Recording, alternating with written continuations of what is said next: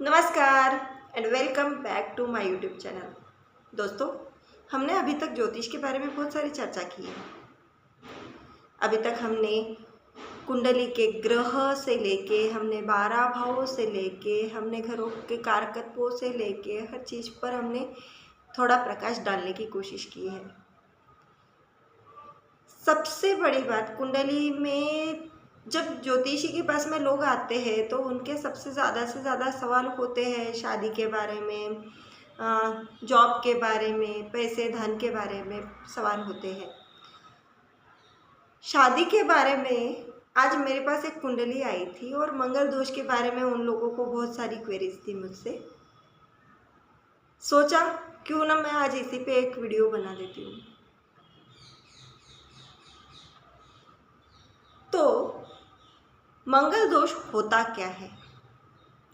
अभी तक हमने घर देखे, कौन सा पहला घर होता है कुंडली का, प्रथम भाव, दूसरा, तीसरा, चौथा, कुंडली कैसे एंटी क्लॉकवाइज घूमती है ये हमने देखा।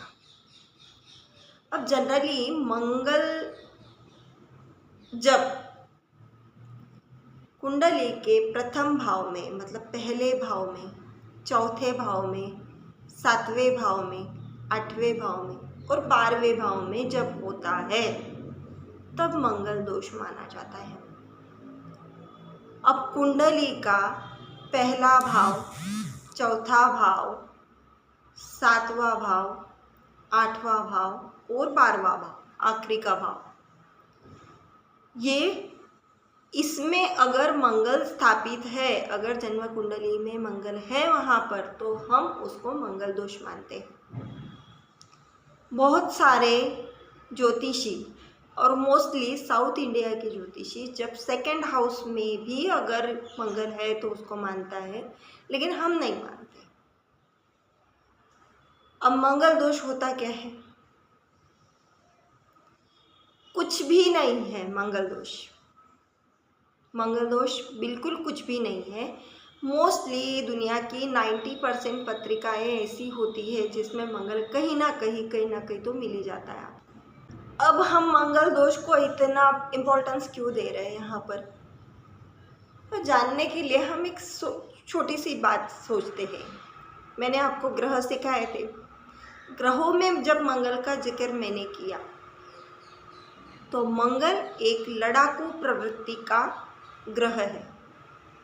उसमें एनर्जी, बहुत भरपूर एनर्जी, और शरीर के अपने अवयवों में अपना जो हाथ होता है, हाथों के लिए हम मंगल को देखते हैं। अब शरीर में अगर हाथ हम मंगल से देखते हैं, हमारी एनर्जी, हमारा काम करने का फ्लो जो है वो बहुत ज़्यादा है। तो इसीलिए कहीं पर मंगल तो बहुत अच्छा हो जाता है और कहीं मंगल खराब प्रदर्शन करता है, क्योंकि एक ही सिक्के के दो पहलू है। एक ही सिक्के के दो पहलू में अगर काम में अगर मंगल अपनी एनर्जी डालता है तो वो उसके जैसा, मतलब पत्थर फोड़ के भी पानी निकाल दे ऐसा इंसान होता है। लेकिन वही मंगल अगर अपने पर्सनल लाइफ में इन्वॉल्व करने लग जाए तो मंगल झगड़ा है, कलह है। वो एनर्जी वो उसमें घर में डाल रहा है जो कि सही नहीं है, और वहाँ पर घर में किटकिट, कलह और डिवोर्स के प्रमाण मिलते हैं। इसीलिए हम मंगल दोष को बहुत अशुभ मानते हैं। शादी के हिसाब से मंगल दोष होना बड़ी ही अशुभ बात है। अब मंगल दोष एक बना बनाया सा हवा नहीं है। मंगल दोष को हमें समझना होगा। सही में इस कुंडली का मंगल दोष कितना पावरफुल है ये हमको जानना होगा, और उसी के बाद हमको मैच मेकिंग करते वक्त जब हम कुंडली मिलान करते हैं तब हमें उसको लगाना होगा। तो आइए जानते हैं कि अब कुंडली में, आपके कुंडली में, किसी के भी कुंडली में अगर कुंडली के प्रथम भाव, चतुर्थ भाव, सप्तम भाव, अष्टम भाव और द्वादश भाव में अगर मंगल है तो उसकी काट कैसे होती है। वो हम आज जानने की कोशिश करेंगे। तो ये मंगल दोष कैंसलेशन जो प्रक्रिया होती है, बस इसी के बारे में आज हम बात कर रहे हैं। तो चलिए जानते हैं। और मैं जो ये रूल बता रही हूँ आपको, इसमें से एक भी अगर आपकी कुंडली में लग जाए तो मंगल दोष अपनी स्वयं की कुंडली में कैंसलेशन हो जाता है। अपनी स्वयं की कुंडली में कैंसलेशन हो जाता है। दुनिया में बहुत सारे, मतलब 90% कुंडली तो ऐसी होती है जो खुद की कुंडली में खुद ही का मंगल दोष कैंसलेशन हो जाता है। और कुछ कुंडली ऐसी होती है, जब हम शादी करते हैं तो कुंडली मिलान करते हैं तो दोनों पक्ष की कुंडलियां देख के वो मंगल दोष आप पर कितना प्रभावी होगा या नहीं होगा वो पता चल जाता है। और बची कुची जो 5% कुंडलियाँ होती है वही एक रियल मंगल दोष होता है, जिसमें आप कहीं कुछ नहीं कर सकते। पहले के ज़माने में बोला जाता था मंगल वाली लड़की है तो उसकी शादी मांगलिक से ही होनी चाहिए, नहीं तो कोई तो मर जाता है वगैरह।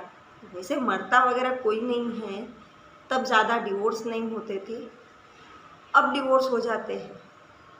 इसका कारण क्या है, पहले हम ये ही जान लेते हैं कि क्यों हम इन भावों को खराब भावों में मंगल बोल रहे हैं। अब सबसे पहले हम पहला भाव लेते हैं। अब अगर पहले भाव में मंगल है तो पहले तो मंगल का दिमाग बहुत गर्म होता है, उसको क्रोध बहुत जल्दी आता है और झगड़ा करने लग जाता है। उसकी एनर्जी उसके दिमाग में है, क्योंकि पहला भाव इंडिकेट करता है हमारे सिर को, और सिर में ही एनर्जी भरी हुई है। तो व्यक्ति झगड़ालू किस्म का हो सकता है, और नहीं होगा तो उसको क्रोध बहुत जल्दी आ जाता है। तो इस कारण, और पहले भाव से डायरेक्ट 7वीं दृष्टि सप्तम भाव पे डाल रहा है, तो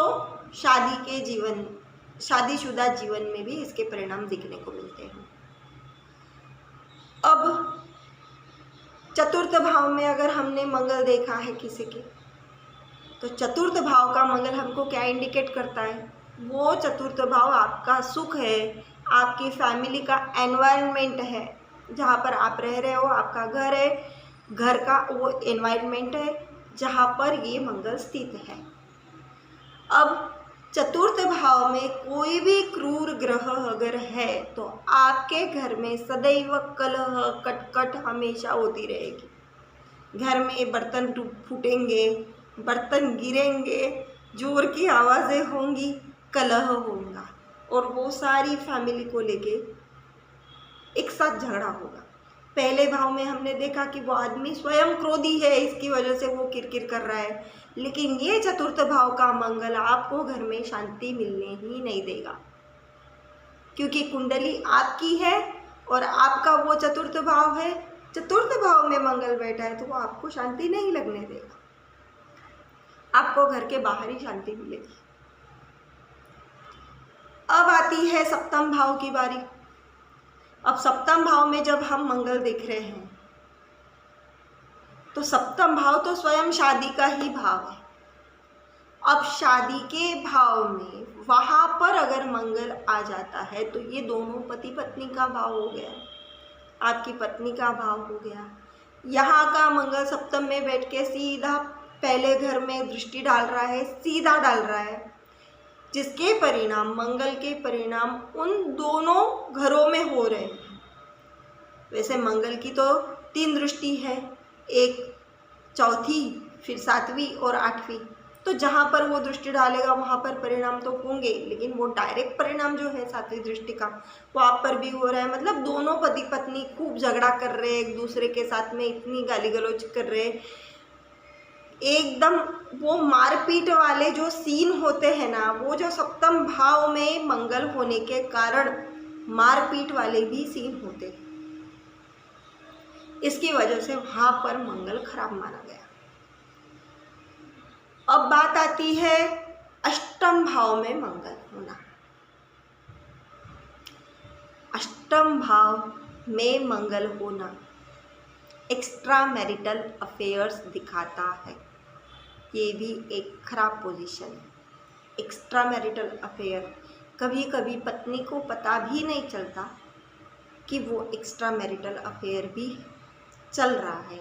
पति को पता नहीं चलता एक्स्ट्रा मैरिटल अफेयर चल रहा है। क्यों? कि उस भाव में वो एनर्जी, उसको फिजिकल रिलेशनशिप की एनर्जी, वहाँ पर वो एक्स्ट्रा एनर्जी चाहिए उसको, और वो सब इसीलिए वो चले जाते हैं। अब ये भी मंगल खराब हो गया। अब कुंडली के जब द्वादश भाव में मंगल आता है, अब द्वादश भाव का मंगल क्या करता है, उसकी 7वीं 8वीं दृष्टि से मंगल सप्तम भाव को देख रहा है। तो ये फिर से विवाह में कलह वाली सिचुएशन है। तो कुल मिलाकर 1, 4, 7, 8, 12 इन स्थानों पे मंगल खराब माना गया है। विवाह गुण मेलन, विवाह मेलन की दृष्टि से ये खराब माना गया है। वैसे तो पंचांग में मंगल के बारे में, मांगलिक दोष के बारे में कई सारे नियम दिए हैं, उस हिसाब से भी हमें चेक करना है। लेकिन प्रैक्टिकली मैंने जब इनको देखा है मंगल को, कि उस भाव में वो मंगल है तो वो कैसे होना चाहिए और भी उसमें क्या नियम लग सकते हैं, तो ये एक ज्योतिष रिसर्च का विषय है और रिसर्च होते रहते हैं। तो लेकिन प्रैक्टिकली जो मैंने देखा है कि मंगल अगर डिग्रीकली हम देखते हैं, क्योंकि एक राशि 30 डिग्री तक चलती है, एक भाव 30 डिग्री का होता है। मंगल की डिग्री अगर 0 से 1 या 2 तक है तो वो एक कमज़ोर मंगल है, या मंगल की डिग्री आखिरी की है, मतलब 28, 29, 30 ये वाली डिग्री है मंगल की, पत्रिका में देखने के बाद हमें पता चल जाता है, तो वो मंगल कमज़ोर माना गया है। इसकी वजह से ये मंगल दोष की काट करता है। अब दूसरा एक नियम है, मंगल अगर अस्त हो जाए। अब अस्त का कंसेप्ट क्या है पता होगा अपने को। जब मंगल सूर्य के साथ बैठा है, क्योंकि सूर्य वो ग्रह है कि उसके प्रकाश के आगे किसी की कुछ नहीं चलती है। अब मंगल अगर सूर्य के साथ बैठ जाता है तो वो ऑटोमेटिकली अस्त हो जाता है। वहाँ पर मंगल अपना परिणाम नहीं दे सकता, वो सूर्य के कहने पर उस एनर्जी का यूज कर सकता है, क्योंकि वो किसी के अधीन है। तो वहाँ पर मंगल प्रॉब्लम नहीं करेगा।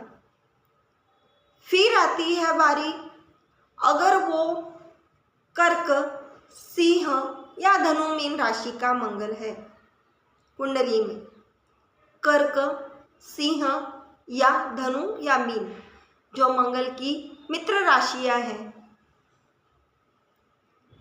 उनमें अगर मंगल बैठा है तो आपका वो कुछ भी नहीं बिगाड़ सकता, वो उसकी भी काट हो जाती है। मंगल कर्क राशि में नीच का हो जाता है, वो पावर नहीं दिखा सकता वहाँ पर अपनी, इसकी वजह से भी मंगल वहाँ पर शांत हो जाता है। अब ये देखना है हमें कि मंगल पर किसी शुभ ग्रह की अगर दृष्टि आ रही है, शुभ ग्रह जैसे कि गुरु और शुक्र अगर अपनी पूर्ण दृष्टि से मंगल को देख रहे हैं, तो फिर मंगल को वो भी एक काट हो जाती है मंगल दोष की। पूर्ण दृष्टि से या गुरु के साथ ही मंगल बैठा है तो काट हो जाती है। अब रही बात, अगर मंगल सप्तम स्थान में बैठा है और सप्तमेश कहीं से उसको देख रहा है या सप्तमेश भी उसी के साथ बैठा है, तो मंगल दोष की काट हो जाती है।